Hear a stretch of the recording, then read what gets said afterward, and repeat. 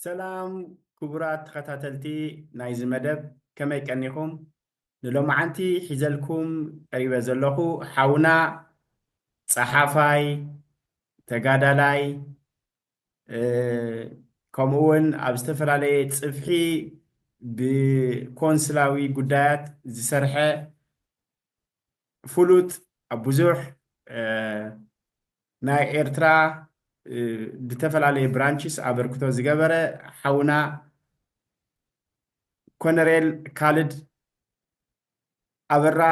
ክኸውን እዩ ማለት እዩ። ኦኬ ካልድ ኣበራ ብሽም ተዓዘብቲ እንኳዕ ደሓን መጽኻ ብለካ يغني ክብረት ይሃበለይ ስለ ዝዓደምካኒ መደብካ እውን ኣቐድማ ኣቢለ ብሕፂር ግዜ እኳ ተተላለኽዎ ግን ኩሉ ሕሊ ተምልስ ኢለ ብዝረኣኽዎ ብዙሕ ኣገደስትን ጠቐምትን መሃርትን ዝኾኑ ትሕዝቶታት ንህዝብና ብፍላይ ነቲ መንእሰይ ወለዶ ተቕርብ ስለ ዝነበርካ በዚ መደብ እዚ ከመስግነካን በርትዕ ክቀፅሉ ክብለካ ደሊ ይቕኒየለይ ቴንክ ዩ ንብዙሓት ካልድ ኣበራ ክፅዋዕ ከሎ ሓዲሽ ሰብ ኣይኮንካን ስፔሻሊ ቶም ሌጀንድስ ፈልጡኻ እዮም ናትካ ኣሰር ንክኽተሉ ብዙሓት ብወገነይ ዝረኸብክዎም ሰባት ኣለው ፍቅሪ መፅሓፍቲ ምንባብ ካልድ ኣበራ ካብኡ ንምሃር ዝብሉ ትሕትና ምስትውዓል ፍልጠት እዚ ብዙሕ ነገራት ኣኻኺብካ ከም ትኸይድ ብዙሕ ሰብ ይዛረብ እዩ ምዝተፈላለዩ ሰባት ሓደ 3-4 ድገበርካዮም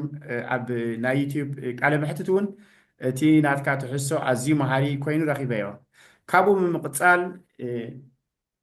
ኣብ ጉዳይ ሃገርና ኤርትራ ዘሎ ሓደ ሓደ ሕቶታት ኣብ ተዓዘብትን ኣባይን ዝመፅእ ክሓተካ ፍቃደኛ ክትከውን ተስፋ ገብር ሕቶይ ብአን ክጅምረ መሲልካ ካረንትሊ ኤርትራ ዘላቶ ኩነታት ኩላህና ከም ንፈልጦ እዩ ምድጋማ የድልን እዩ ነዚ ጉዳይ እዚ ሓደ ሓደ ሰባት ሙሉእ ብሙሉእ ዘ ዴቪል ኢዝ ኢሳያስ አፈወርቂ እቲ ሰይጣንሲ ኢሳያስ እዩ ኢሎም ኮምፕሊትሊ እቲ ዕዳናኡ የውድቁ ንርኢ ማለት እዩ እሱ እንድሕር ተኣልዩ እቲ ጉዳይ ኩሉ ሴትል ይኸውን እዩ ዝብል ኣዘራርባ ኣሎ ሲናርዮ ኣቐሚጦም ምናልባት ጽባሕ ንግሆ ኢሳያስ አፈወርቂ እንተ ደኣ ተኣልዩ ባይታ ፈጢርና ንጽናሕ ግራውንዳት ኣንፂፍና ንጽናሕ ዝብል ብዙሕ ምንቅስቃሳት ኣይትርእን ኢኻ ጥራይ ሓንቲ ዓባይ ገረብ ኣላ ከመይ ጌርና ንዓ ነፍርሳ እዩ ዘሎ እስኻ ብወገንካ ዘሆልቲ ፕሮብለም ኢሳያስ አፈወርቂ እዩ እቲ ሽግር ኢልካ ዲኻ ትርኢ ወይስ እቶም ክሪቲካል ፋክተርስ ኣብ ናይ ኤርትራ ጉዳይ እቶም ዓንቀር ኮይኖም ሒዞምና ደለው ካብ ሽግር ከውፅና ዘይክእሉ እትብሎም ቀንዲ ረቋሕቲ እንታይ እዮም ካብ ናትካ ተመክሮ ማለት እዩ ራይ እቲ ኣቕሪብካዮ ዘለኻ ሕቶ ወይ ናይ ዘተ ኣርእስቲ ኣዝዩ ሰፊሕን እዋናውን ኣገዳስን እንድዩ ግን ከቢድ እዩ ምናልባት ብሓደ ክልተ ቃል ድርቢ ኣቢልካ ክትምልሾ እውን ብዙሕ ኣገዳሲ ይከውንን ግን ከም ዝበልካዮ ኩነታት ናይ ዓድና ናይ ሃገርና ከም ኩሉ እቲ ኣብ ሳልሳይ ዓለም ዘሎ ናቱ ውሽጣዊ ፀገማት ኣሎ እቲ ናይ መንግስቲ ፀገም ኣሎ ዞባዊ ኩነታት እውን ይፀልወና ፈቲና ፀሊእና ናይ ኢትዮጵያን ሱዳን ካልእ ዓለማዊ ኩነታት እውን ይፀልወና እዚ ከም ዝበልካዮ ሰባት ከምኡ ክብሉ ክእሉ እንዲዮም ገለ ሓቅነት እውን ኣለዎ እዩ ግን ኩሉ ግዜ እንታይ እዩ ንሓደ ሰብ ውልቁ ክንድዚ ዝኣክል ዓመታት ንክንድዚ ዝሰፍሕ ሃገር ክገዝእ ምኽኣሉ ወይ ናይ ብሓቂ ሓያል ንጥባሃልዎም ህዝቢ ፈትይዎን ደጊፍዎን ኣሎ ወይ ከዓ ኣብ ኣሰራርሕኡ ገለ ስልጣናዊ ወይ ናይ ምምሕዳራዊ ሰራዊት በሎ ፀጥታ በሎ ዲፕሎማሲ በሎ ገንዘብ ኣጥልዩ ኣሎ ማለት እዩ ሕጂ ንዕኡ ኣብ ምትንታን ገዲፍና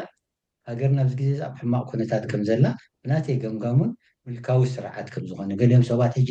ኢሳያስ ቅኑዕ እዩ ኩነታት እዩ ዘይፍቀደሉ ዝብሉ ገሊኦም ከዓ ብመጠኑ ንፃወሮ ዝብሉ ነቲ ሃገራዊ ኩነታት ምክንያቱ ናይ ግዳም ተፃብኦ ገሊኦም ከዓ ካልእ ዝብሉ ኣለዎ ፈፂሙ ክእል ኣለዎ ሕጂ እቲ ፀገም ኩሉ ዘሎ እንታይ እዩ ኤርትራ ናይ ሓደ ሰብ ወይ ናይ ሓደ ጉዳይ ሃገር ወይ ማለት ውድብ ኣይኮነትን ንቐፃሊ ከም ዝበልካ ክንሓስብ ኣለና ኪኖ ኢሳያስ ወላ እቲ ንሱ ናቱ ምህላውን ዘይምህላውን ጥራይ ዘይኮነ ከም ሰብ ሓላፋይን መዋተን ስለ ዝኾነ ዕድመ እውን ደፊኡ ዘሎ ፅባሕ ንጎ ኣብ ኤርትራ እንታይ ክኾነ ኣብ ዝብል ኣብ ክንዲ ብውልቃዊ ጉዳይካ ጥራይ ከም ዝበልካ ናይ ሓደ ሰብ ወይ ንሓደ ነገር ኣሊኻ ኩሉ ሰላም ዝኾነልካ ወይ ናይ ስልጣን ውድድር ንዕኡ ኣልዮም እውን ቦትኡ ክሕዙ ዝደልዩ ናቶም ከዓ መግዛእቲ ወይ ኣለዉ እዚ ኩሉ ተሪፉ ንሕና ከም ኤርትራውያን እቶም ኣብ ውሽጡ ዘለዎ ምናልባሽ ከማና ዕድል ረኪቦም ነፃ ኮይኖም ክዛረቡ ይክእሉ ንኾኑ ንሕና ግን ኣብ ደገ እታ ዘላትና ብልጫ ንሰራ ብሸካቲ ካልእ መሳለጥያ ነፃ ኮይና ንዛረብ ስለዚ እቲ ንመፃኢት ሃገርና ዘድሊ እንታይ እዩ قواماونت مأماني ስለዚ ኣብ ሰዓት እዚ ኢሳያስ እውን ነቲ ቀዋማውነት ተዳ ተቐቢልዎ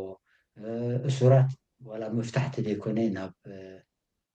ፍርዲ ከቕርቦም ካልእ ዘሎ ፀገማት ሃገራዊ ኣገልግሎት ይኹን ካልእ እኹል ናይ ቁጠባዊ ባህሊ ማሕበራዊ ወዘተ ክፈትሖ ተኽኢሉ እቲ ባእሲ ወይ እቲ ግርጅት ምስ ሓደ ውልቀ ሰብ ኣይኮነን ዋላ ምስ ስርዓት እውን ኣይኮነን እቲ ስርዓት ዝገብሮ ፖሊሲታት ስለዚ እታ እተኻቆሉ ግፍሕ ኢላ ስለዝኾነት ምእንቲ ፈላሌና ክንሕዛ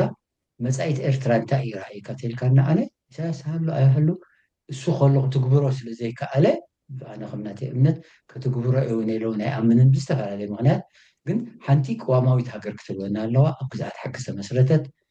ናይ ሰፐሬሽን ኦፍ ፓወርስ ዘለዋ ዓለማዊት ማለት ሴኪላር ዝኾነት ማዕርነት ናይ ዜጋታት ተኣምን ብዝተኻለ መጠኑ ነቲ ዝነበረ ናይ ዕርቅን እቲ ዝጎደለና ስተን ኣብ ዝተፈላለዩ ውድባት ይኹን ኣብ ዝተፈላለዩ ዝኩሉ ዝተገብረ ተተኻኢሉ ዋላ ናብ ኣርባዓታት ስሳታት ተመሊስካ ናይ ዕርቅን ዘተን ከም ናይ ደቡብ ኣፍሪቃ ዝመሳሰል ጌርካ ሰላም ንምትካል ቃልሲ ክካየድ ኣለዎ ኣብ ሕጂ እውን ሰብ በዓቕሙ ኣበርክቶ ክገብር ኣሎ መስለኒ ከምዚ እውን ይጀምራ ዝጎደለ እንዳሓተትካ ፅቡቅ ኢኻ ኣቅሪብካ ግን ካረንትሊ ከም ንሪኦ ኣብዚ ግዜ እዚ ማለት እዩ ኣብ ደገ ብዙሕ ምቁዋማት ናይ መንግስቲ ከምኡውን ምድጋፍ ናይ መንግስቲ ንርኢ ኢና እዚ ኩሉ ሲናርዮ ንኣብነት ኦል ኦቨር ሰደን ኣብ ኤርትራ ዝኾነ ለውጢ ምስ ዝመፅእ እዚ ብዝደገደሎ ሓይሊ ናይ ሰላም ኣንፈት ድህብ ዶ ይመስል ሲ ወይስ እቲ ካይዳ ገና ኣስጋኢ እዩ ምክንያቱ ኣብ ኩሉ ግዜ ስፔሻሊ ኣብ ተንድኻታት ሃገራት ወይ ከዓ ኣብ ኣፍሪቃ ሃገራት ለውጢ ክመፅእ ከሎ ኩሉ ግዜ ዝሓለፈ ይሕሸና ከምዚ የድሮ ናፋቂዎች ድበሃል ዝሓለፈ ይሓይሽ ዓይነት ትዕዝብቲ ኢና ንርኢ ዘለና ሶ እዚ ኣብ ደገ ዝግበር ዘሎ ምንቅስቃስ ንኣብነት ኣጋዝያን ድብል በቲ ይመፅእ በቲ ሓደ ብርጌድ ንሓመዱ ድብል ምንቅስቃስ መፅእ በቲ ሓደ ንሕና ሓማስየን ድብል መፅእ በቲ ሃገር ኣኮሎ ግዛይ ዝብል መፅእ በቲ ዓባይ ትግራይ በቲ ዩኒዮኒስት ድብሉ ዝተፈላለዩ ምንቅስቃሳት ንርኢ ኣለና ሕጂ ከምዚ ኢሉ ከሎ ዕድል ነዚ ትብሎ ዘለካ ቀዋማዊ ኣካይዳ ኣብ ሃገር ንኽትግበር ናይ ድህብ ባይታ ግራውንድ ይንፀፍ ኣሎ ዶ ወይስ ኮንትራሪ ብኣንፃሩ ንዓና ናብ ዝኸፍአ ብኻ እቲ ዝሓለፈ ይሕሸና ዝብል መድረኽ እዩ ንሪኦ ዘለና ከመይ ትሪኦ ፅቡቅ ኣነ ኩሉ ግዜ እታ ሲናርዮ ቅድሚ ሕጂ እውን ኣብ ሓደ ናይ ካልእ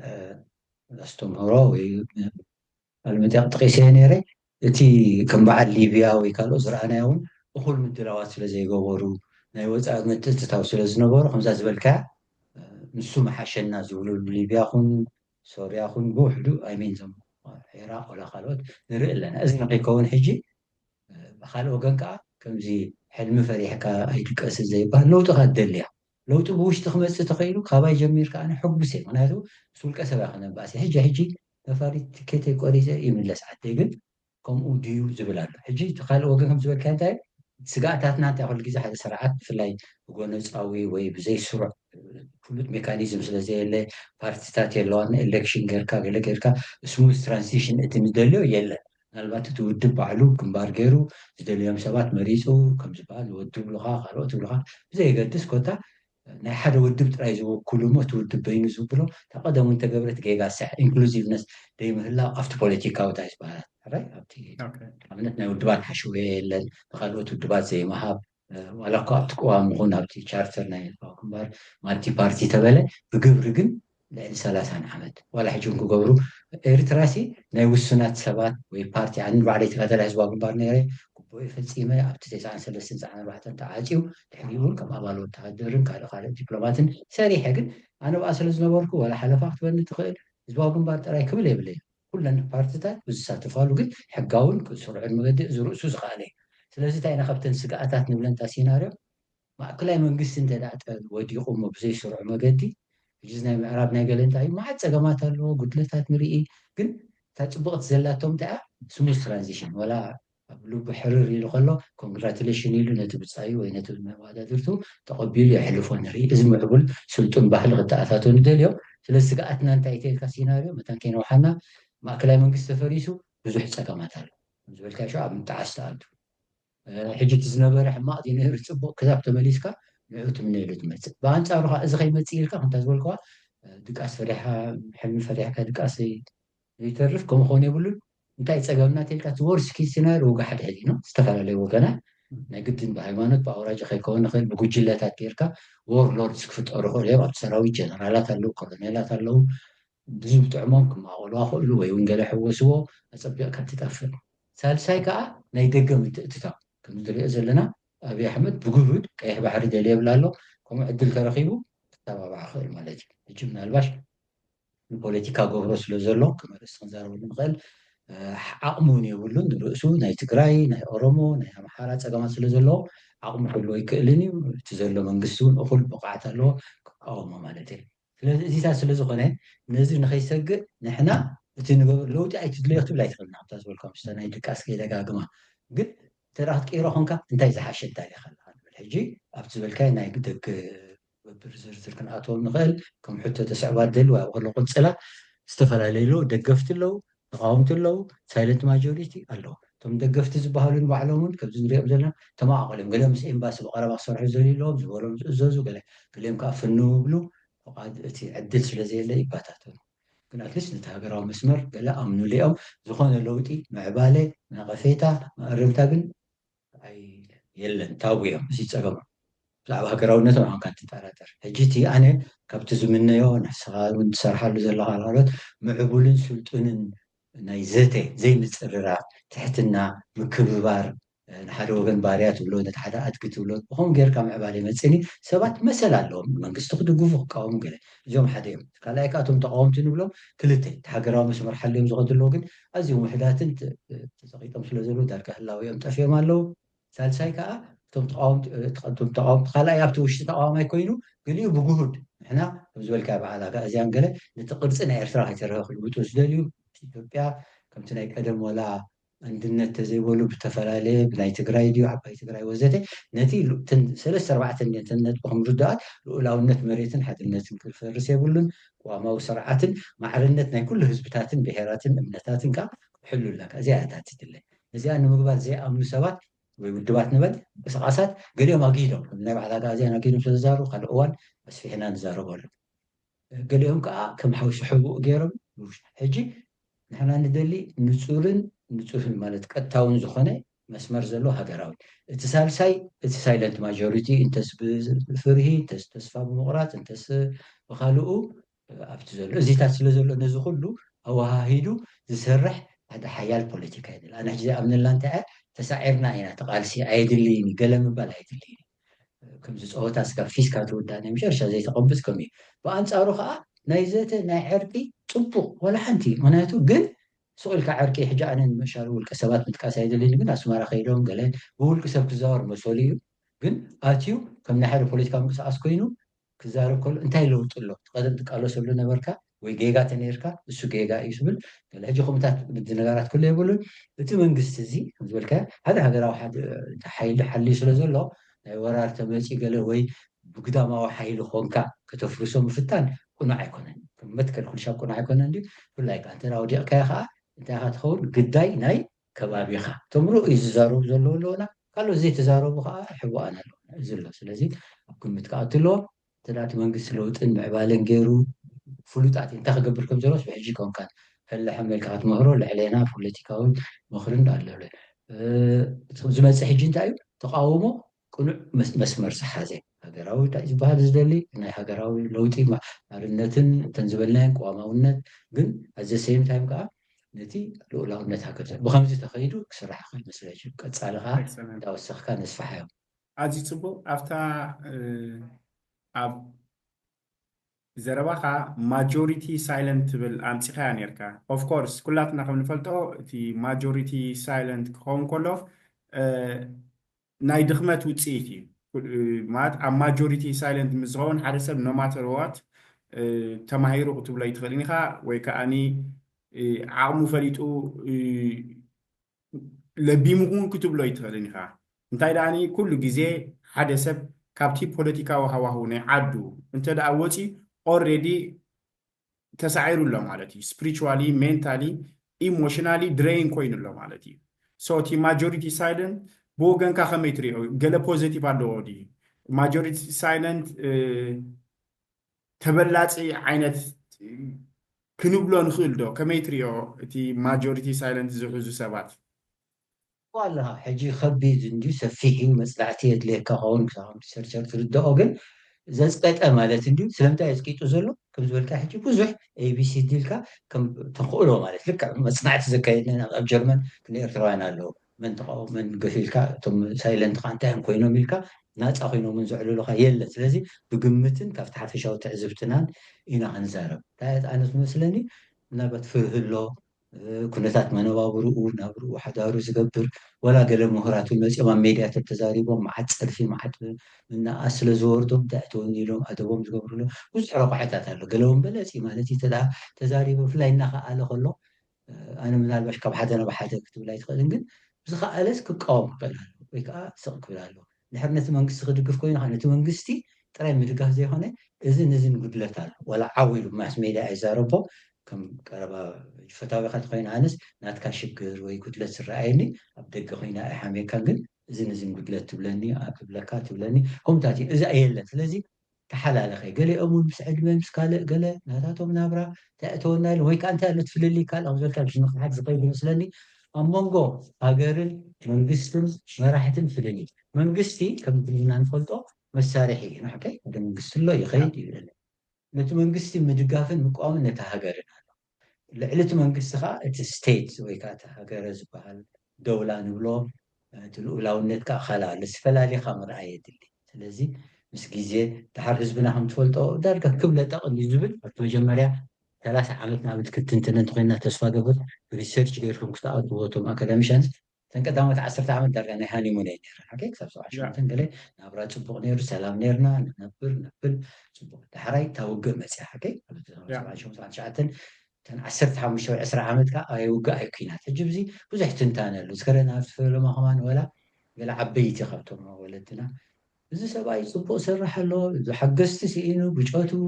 መሳርሕቲ ገለብሉ ከም ዳሕራይ ከዓ እንታይ ኢሎም እሱ ዘይፈልጦም ዝፅይቁ ኣለዉ ገለ በለ እዚ ግን ከምዚ ገርህነታዊ እንዲ እቲ መንግስቲ ኮንትሮል ክህልዎ ኣሎ እሱ ዘይፈልጦ ገለ ኩሉ ኣይግባእ ሽዑተን 20 ዓመት ነበራ እንተን ኣይ ኩናት ኣይውግእ ዝበሃላ ኩሉ እቲ ዞባ ረሚሰነ እየ ሕጂ ሓቀኛ ናይ ተፃብኦ እውን ናይ እቲ ህላወ ሕቶ ኣሎ ግን ማዕረ ማዕሪኡ እውን ሕጂ ብዚ ክንኣትዎ ሰፍሓና ኸውን ካልእ ግዜ ንዛረበሉ ማዕረ ማዕሪኡ ከዓ እንታይ ድሊ ማለት እዩ ብውሕዱ እቲ ንሱ ክገብሮ ዝኽእል እቲ መንግስቲ ከም መንግስቲ ንበሎ ከም ትካል ኣይገበሮን ሕጂ ፈላሊካ ትርኢ ኣለካ ሓደ ነገር ሰኣን ተፃብኦ ኮይኑካ ወይ ዕድላት ተኸሊእካ ትገድፎን ባዕልካ ትገብሮ ትኽእልን ኣሎ ብዝተኻለ መጠን ክቅፅል ነይሩ ሕጂ እዚ ኩነታት ኣብ ደገ ከዓ ተርኢና ኣብ መጀመርያ ሰብ ሰላም እዩ ነይሩ ኣብተን 20 ዓመት ከዓ እንታይ እዩ ነይሩ ነቲ ሃገራዊ ድሕነትካን ህላዊኻን ክትብል ምስ ዝበላይ መንግስትን ገለን ዘይምፍላይ ኣሎ ልምዲ ኣሎ ወዘተ ድሕሪኡ ሓደ ሳልሳይ መድረክ ክብሎ ዝኽእል ካብ 2018 ጀሚሩ 6 ዓመት ተኮይና ዘለና ዋላ ገለ እቲ ዕርቂ ምስ ተገብረ ሕጂ ሽዑኡ ብዙሕ ለውጢ ተፀቢና ምክንያቱ እተን ዝነበራ ናይ ዶብ ናይ ህላወ ዶብ ክሕፀፅ ዝግብኦ ኣይተሓፀፀን ኣብ ኣዲስ ኣበባ ከይዱ ፕሬዚደንት ሳስ ባዕሉ ሓደ ህዝቢ ኢና ኣይከሰርናን ገለ ብዙሕ ህዝታት ሕጂ ነቲ ተስፋ ዝበቕሊፅዎ ካልእ ምንቅስቃሳት ተላዒሎም ዝረኣኸ ይኣክል ዶ ገለ ሕጂ ፀገምና እንታይ እዩ እቲ ዝለዓል ምንቅስቃሳት ሙሉእ ኣይንውንኖን ኢና ካልእ ግዜ ምስ ናይ ሰልፊ ምስ ናይ ገለ ሰብ ኣብ መንጎ ውልቀ ሰብ ጉጅለ ሰልፊ ምንቅስቃስ ገለ ድላይ መፂኡ ሓደ ግሎባል ገይሩ ድላይ ይዛረብ ከይዱ ወታደራዊ ይሰርሕ ምስ መንግስታት ይራኸብ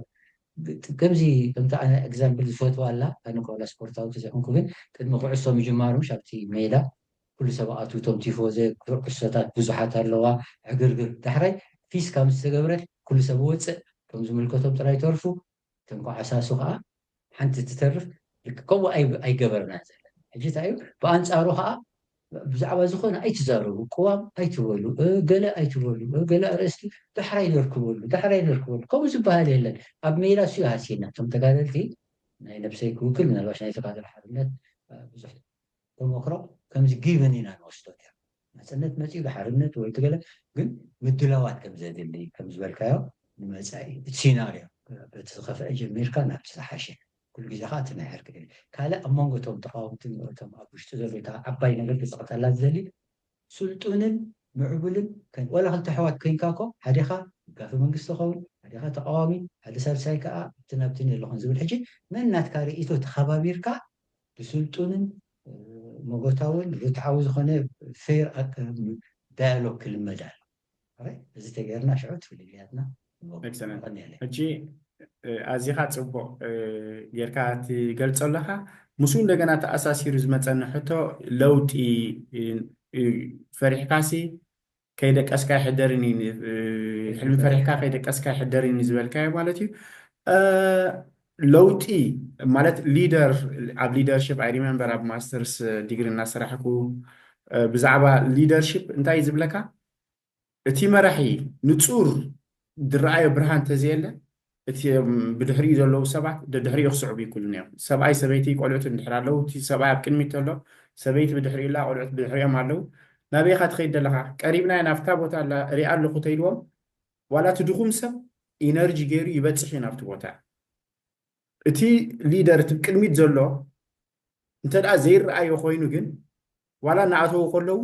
ኩሎም ድኻማት የጋጥሞም ማለት እዩ ወድቁ ደይክበፅሑ ከሉ ቀቢፀ ተስፋ እውን ከጋጥም ይኽእል ዋላ እናበፅሑ ከለዉ ሕጂ ማይ ኩዌሽን ለውጢ ጥራይ ይምፃእ ዝብል ፍልስፍና ከኺደና ይኽእል ዶ ምክንያቱ ለውጢ ጥራይ ይምፃእ ኣብ ከምዚ ዝረኣናዮ ኣብ ብዙሕ ናይ ዓረብ ስፕሪንግ ዝተኻየደ ፕላስ ብዙሕ ኣብ ኣፍሪቃ ለውጥታት ዝመፅእ ንዲስትራክሽን ጥራይ ኢና ርኢና ሶ ለውጢ ጥራይ ይምፃእ ዝብል ፍልስፍና ከኺደና ይኽእል ዶ ወይስ ለውጢ ከም ዝመፅእ ፈሊጥካ ናቹራል ፕሮሰስ እዩ change is a natural process so that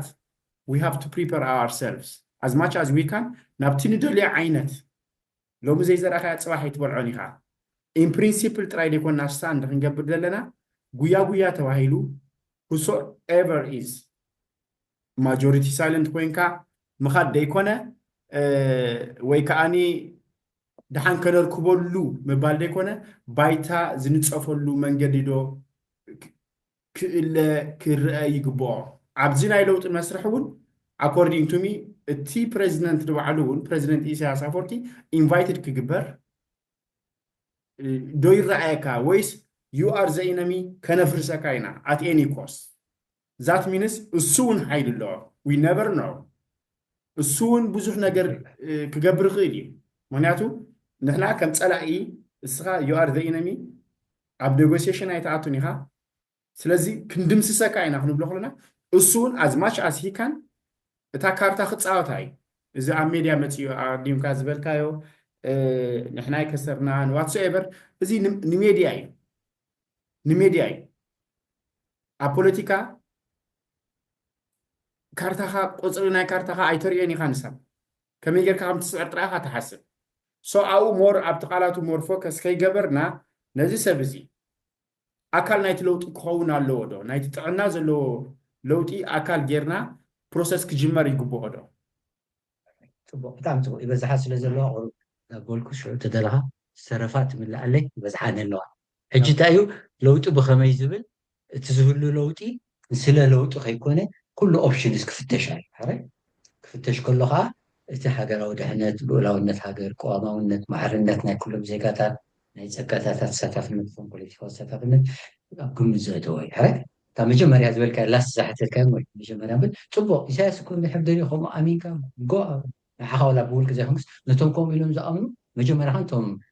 ደገፍቲ እዮም ክኾኑ ዝኽእሉ ኦልሬዲ ደገፍቲ ስለ ዘለዉ ሲ እንታይ ባህልቲ እዮም ሶም ተፀጊሙ ገለ እምበር ዘይደልዮ ኣይኮነን ባህልቲ ጎ ሃይት ሸዋስ ሸው ዘማኒ ፅቡቅ ብለካ ምሻ ኣለኹ ብኦም ትጅምር ኣልሜኖ ተቃዋማይ ነበረ ከዓን ዘይምትእማን ክህሉ ኮይኑ ምሽ ትኽእልካ ንስለ ምሽ ብለካ ሃገርን መንግስትን ክትፈልቕ ኣለካ ኮ ኣብቲ ምቋም ይኹን ኣብቲ ምድሓን ተሃገርካ ገሊኡ ሕጂ እንታይ እዩ እታ መንግስትን ጉድለታታን ዝቕበል ምእራም ዘይደሊ ምክንያቱ ወትኤቨር ከምዚ ብላይንድ ንበሎ ሓደ ከዓ መንግስትን እቲ መራሕያ ተዛረብ ዘለና እቲ ውድብ ገለ ምስ ሃገራውነታ ምስ ሰራዊታ ምስ ገለ ክድምሰስ ዝደሊ እዚ ሕጂ ክልተ ኤክስትሪም ኣሉ ክልቲኡ ጌጋ እዩ ኦፐን መገዲ ዘተ ዕርቃ ሃልዩ ይትፈደል ፅቡቅ ብውድብ ይኹን ብውልቀ ሰብ ይትፈተን ወያለ ሃቢ ምክንያቱ እቲ ርእሱ እውን ሓይሊ ተዳኺሙ ስለ ዘለዎ ኩነታት እውን ስለ ዝፀልወና ፅቡቅ ሓደ ኦፕሽን ኦፐን እየ ንዕኡ እቶም ዝምልከቶም ዓቕምን ክእለትን ዘለዎም እቶም ደገፍቲ ትጅምር ምክንያቱ ውሽጡ ስለ ዘለው ዝፍትኑ ናይ ሰብኣምን እዮም ካልእ ሽዕ እንታይ ዝመፅእ ብደገ ኮንካ ኩሉ ሻብታ ዝበልና ኣብ ግምት ኣእቲኻ ንስለ ፅልኢ ዘይኮንካ ብመትከል ኢና ከዛርብ ዘለካ ለውጢ እውን ተደሊኻ እንታይ እዩ ትደልዮ ለውጢ ፍሉጥ እዩ ምሽ ናባኻ ከማን ክፅንሕ የብሉን እተን ዝደሊ ቅዋምቲ ትግብር ወይ መጠኑ ትተፍ ንዕኡ ወላ ግብሪ ዝተግብሮሲ እቲ ብኡ ዘሎ ስራት ምፍታሕ ድዩ ከምዚ ክንዛረበሉ ፀኒሕና እሳት ተገይሩ ለውጥታት ርኤካ ታብቶ ናይ ኣራብ ስፕሪንግ ዝበልካ ከምኡ እዩ እኩል ከይሃለዎ ከሎ ኣባራቢሮሞም ናይ ወፃኢ ነይሩ ፋሕ ኢልዎ ግን ለውጢ የድሊ ለትኣስፊ ሕጂ ናይ ኤርትራ ንግዜኡ ገዲፍና ኣዛፊ ዲክታቶር እዩ ነይሩ ምናልባት ቦነቨለንት ዲክታቶር ዝብሎም ኣሎምሽ ጥዑም ገዛ ገዛ ኣልካ ማኪና ይመቕሎም ነይሩ ዕዳ ይነበሮን ሕጂ ዝመፅኡ ዘሎ ምስ ረኣዩ እሱ ሕሸና ኢሎም ግን እቲ ሓቀኛ ከዓ ንበል ሓደ ሓቀኛ መራሒ እስከለና ኣነ በዓል ዩኒቨርሲቲ ኣስመራ ከለና ካብቶም ፕሮፌሰራት ናቶም መፅኦምሲ ኣስተምህሮ ህቡና ነይሮም ካብ መፅሓፍ ተተርኪማ ምናልባት ስም ዝሕረኹም ክኾኑ ኣነ ቀድሚያኹም ስለ ዝነበሩ ሕጂ እንታይ እዮም ዝብሉካ ወሪድዎ ቀዛፊ መራሒ ከማን ኣይኮነን ከም ሰሩ እዩ ብሉካ ገለ መለ ከምዚ ሕጂ እንታይ እዩ ቢሃይንድ ኮንካ ትርኢ ኣለካ ሕጂ ካብዚ ዘላቶ ሕጂ ተመቃቂላ ሓዊ ኮይና ዘላ ናይ ደገ ምትእትታው መሓሾም ዝኾን ትብል ግን ዝሓሸ ክልተን እዩ ዘሎ ስቂልካ ምንባር ኣሎ ሕማቕ ለውጢ ኣሎ ፅቡቅ ለውጢ ከዓ ኣሎ ሕጂ ናበይ ትደፍእ ናብቲ ፅቡቅ ለውጢ እሲ ፕራግማቲክ ትከውን ኣለካ ማለተይ ሲ ሓደ ሰብ ኣይተርኮነን ብናይ ህዝባዊ ቃልሲ ተመሪሑ ዋላ ንጉስ ነበረ ከዓን የወርድዎ ምሽ ኣሎ ንጉስ እንዲዳ ንጉስ ወለዶታት ገለ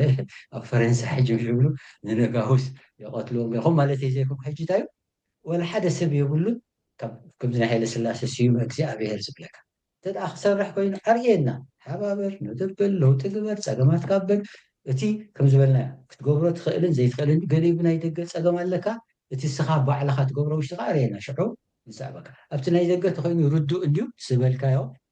ሳይለንት ማጆሪቲን ካልእን ተስፋ ቅርፁ ወላ ሕጂ ናይ ኢሳያስ ከማ ፖለቲካ ተወሰድናዮ ግን ብግብሪ ብዙሕ ነገር ትርኢና ኣብነት ሓደ ካብቲ ዶብ ክሕንፀፅ ዝነበሮ ኣይተሓንፀፀን ፕራዮሪቲ ተዋህበን ድሮ ሕጂ ኣብ ምጭቕጫቕ ንርከብ ብዙሕ ያለ ሕጂ ኣብኡታት ክንጨቃጫ ወይ ከነብል ክንካታዕ ዘይኮነ እቲ መትከላት እንዲና እዝናትና ከዓ ትምህርቲ ነቶም ዓበይትን ዝፈልጡን መዘኻኸሪ ናይ መካታዕ ነጥቢ ክኾኖም ነቶም መንእሰያት ከዓ ትምህርቲ ክኾኖም እንታይ ክንመሃሩ ዝደልዮም ኣነ ከምዚ ኣነስኻን ሕጂ ዋላ ብሓሳብ ክንፈላለ ንኽእል ግን ስልጡንን ኣኽብሮታውን ሎጂክ እናገበርና ሓሳብ ንሓሳብ ንቃየር ሰብ ከዓ መሰሉ ምዃኑ ዘይምርሳዕ ሓደ ሰብሲ ንመንግስቲ ክድግፍ ይኽእል ወትኤቨር ሪዝን ክቃወም ከዓ ኽእል ስለምንታይ ተቃወምካ ኢልካ ከዳዕ ትብሎ ስለምንታይ ተቃወምካ ኢልካ ባርያ ትብሎ ገለ ተገበረ ኣድጊ ትብሎ ገለ ዋላ እዚኦም ብሪጌድ መሓመዱ ገለ ምናምን እቶም ናይ ኣጋእዝያን ፍሉይ ኣርእስቲ ስለዝኾነ ብፍሉይ በሓልቲ ንዛረበሉ ምክንያቱ ብጋህዲ ናቶም እውጅ ስለዝኾነ ንዛረበሉ ግን እቶም ካልኦት ከም ለውጢ ትሓስቡ ሰብሲ ብድላይ መልክዕ ክንቀሳቐስ ጥራይ እንታይ እዩ ጎነዝ ንኣብነት ናይ እዞም ብርጌት ማሕሙድ ዝቃወሙ ኣነ ጎነፅያ ሕጂ ከዓ ብሰንኪ እቲ ዘጋጠመ ማእሰርትን ካልእን ዳርጋ ዝገደፉ መስሉ ካልኣይ ከዓ ከነፅሩሎም ኩሉ ሻብ ዜ መን ኢኻ እንታይ ኢኻ ሒዝካ ትብሎ እዘን ዝበልናየን ሉላውነት ምክንያቱ ምስኦም ዘለዎ ገለገለ ውልቀ ሰባት እጅስማት ከለ ምባል ኣይድልዩ ብሃገራውነት ዘይኣምኑ ምስ ትግራይ ወይ ምስ ካልእ ምባል ናይ ወፃኢ ምትእትታው ሕጂ ኣዲስ ኣበባ ኣኼባ ምስ ገብሩሎ 25 ሓሲቦም ኣጋጣሚ ኣናዊሖሞ ገለ ሕጂ ሰብ ተኣኪቡ ክዛረብ መሰሉ እዩ ያሬት ከባቢ ኤርትራ ተፍቅድ ነይራ ትትኸውን ኣብ ኤርትራ ክእከቡ ጎነፅ ከይገበሩ ዝኾነ ለውጢ ሰብ ብሰላም ዝንቀሳቐስ ምሽ ሕጂ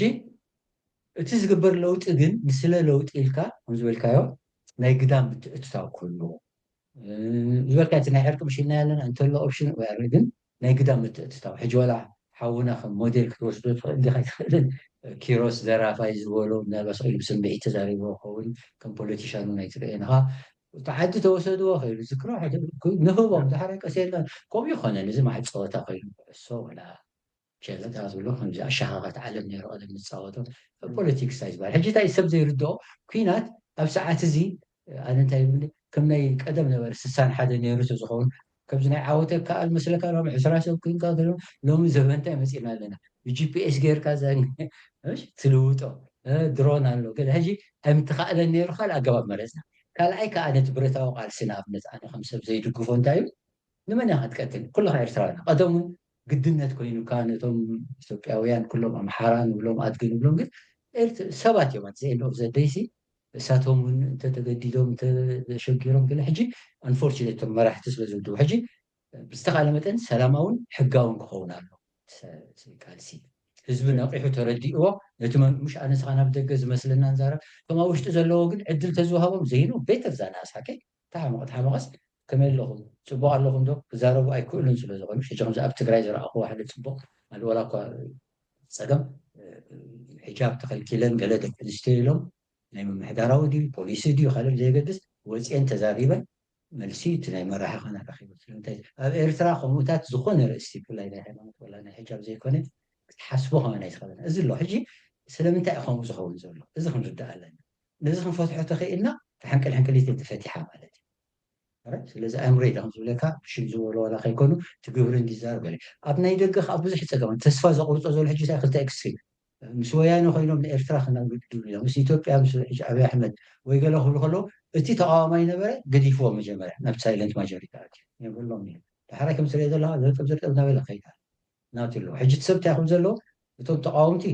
ስለምንታይ ክንዲዚ ሰብ ናብቲ ናይ መንግስቲ ዝውሕዝ ዘሎ ወላ ኩሉ ደገ ወፂ ሰምሲን ማስተቢሮም ክብሉ ኣለዎም እቶም ደገፍቲ እውን ስለምንታይ እዩ ዝቃወም ዘሎ ስኢሉ ፅሉል ኮይኑ ዕሱብ ኮይኑ ገለ ይኾነ ገለ ክፋል ወትኤቨር እቲ ዝኸስዎ ክኾን ይኽእል ግን ዝበዝሕ ግን ቁኑዕ ሰብ እዩ